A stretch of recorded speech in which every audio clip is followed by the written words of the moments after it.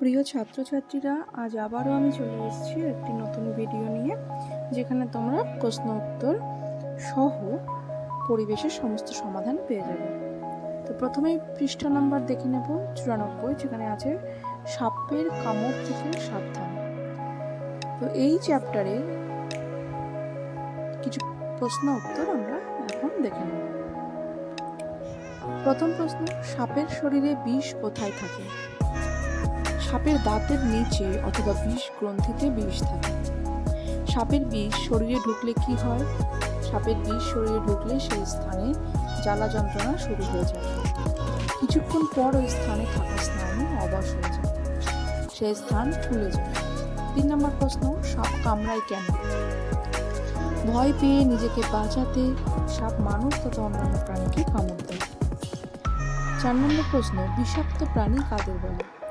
যে সকল প্রাণীর দাঁতের নিচে বা হুলে বিষ থাকে তাদেরকে বিষাক্ত প্রাণী বলে, যথা সাপ, মাকড়সা, গিরগিটি, মৌমাছি, কাঁকড়া বিছে, কিছু পোকামাকড় ইত্যাদি। 5 নম্বর প্রশ্ন, বিষাক্ত সাপ কামড়ালে আমাদের কি করতে হবে? এই উত্তর, ক্ষতস্থানে বিষ দাঁত লেগে থাকলে তা হালকাভাবে তুলে ফেলতে হবে। ক্ষতস্থান ভালোভাবে ধুয়ে ফেলতে হবে। হাতের বাহুতে, পায়ের উরুতে হালকা করে দড়ি বাঁধতে হবে। সময় নষ্ট না করে দ্রুত হাসপাতালে নিয়ে যেতে হবে। রোগীকে প্রতিনিয়ত সাহস যোগাতে হবে। বমি করতে চাইলে তা করতে দিতে হবে। শ্বাসকষ্ট হলে মুখে মুখ লাগিয়ে শ্বাস দিতে হবে। এই যে প্রশ্ন উত্তর 5টি, এটি শুধুমাত্র সাপের কামড় থেকে সাবধান এই চ্যাপ্টারের প্রশ্ন উত্তর। এবার পরবর্তী পৃষ্ঠা 95-তে আমরা যাই। কি আছে? রোগ সারাতে গাছ। এখানে দেখো একটি ছক আছে, এই ছকটিরও আমি তোমাদের করে দেব সম্পূর্ণ। তার আগে এই রোগ সারাতে গাছ এই চ্যাপ্টারটার এবং খুঁজবো গাছ সারাবো রোগ, এগুলোর মধ্যে আমি কি প্রশ্ন পাচ্ছি তার উত্তর এবং প্রশ্ন দেখে নেব। দেখো, প্রথম প্রশ্ন, ভেষজ উদ্ভিদ বলতে কি বোঝো? ভেষজ উদ্ভিদ হলো এমন একটি উদ্ভিদ যার কোনো না কোনো অংশ রোগ নিরাময়ে সক্ষম। 2 নম্বর প্রশ্ন, মানুষ কিভাবে বুঝলো যে গাছপালাও রোগ সারাতে সক্ষম? আদিম মানুষ বনে জঙ্গলে ঘুরে বেড়াত। তারা শাক, পাতা, ফল মূল খেয়ে বেঁচে থাকত। সেই সময় তারা রোগ আক্রান্ত হলে কিছু নির্দিষ্ট গাছের পাতা বা শিকড় খেত। তারা দেখলো যে সুস্থ হয়ে উঠছে এইগুলি খেয়ে। এইভাবেই মানুষ বুঝতে পারলো যে গাছপালাও রোগ সারাতে সক্ষম। 3 নম্বর প্রশ্ন কি আছে? পা ফুলে গেলে তার নিরাময় কি? পা ফুলে গেলে সেই স্থানে চুন হলুদ লাগাতে হবে। গলা ব্যথার নিরাময় কি?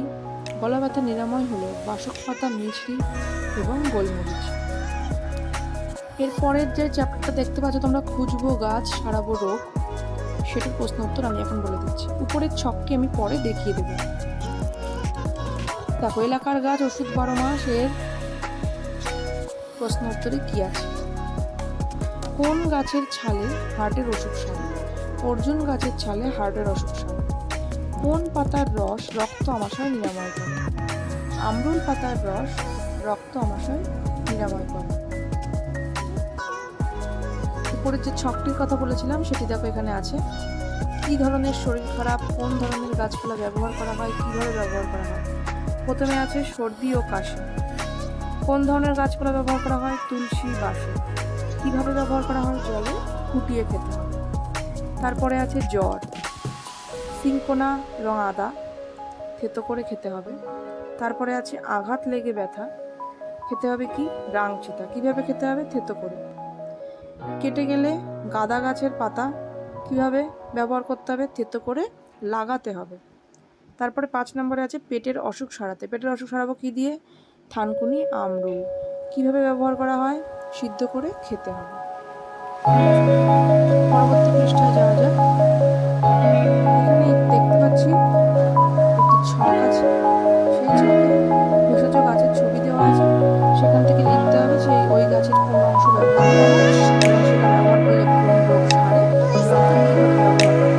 দেখো, পরপর 2 পৃষ্ঠাতেই ছকটা আছে। তো এই যে প্রশ্ন উত্তর সেটা আমরা দেখে নেব।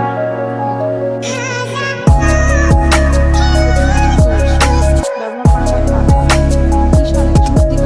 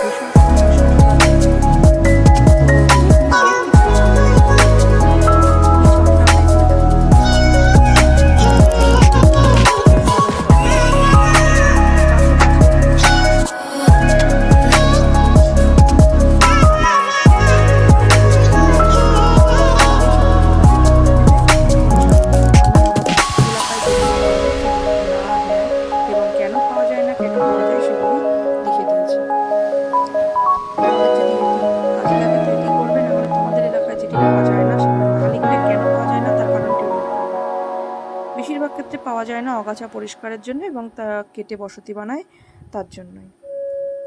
তাহলে আজকে এই 99 পাতা অবধি থাক, পরের দিন আমরা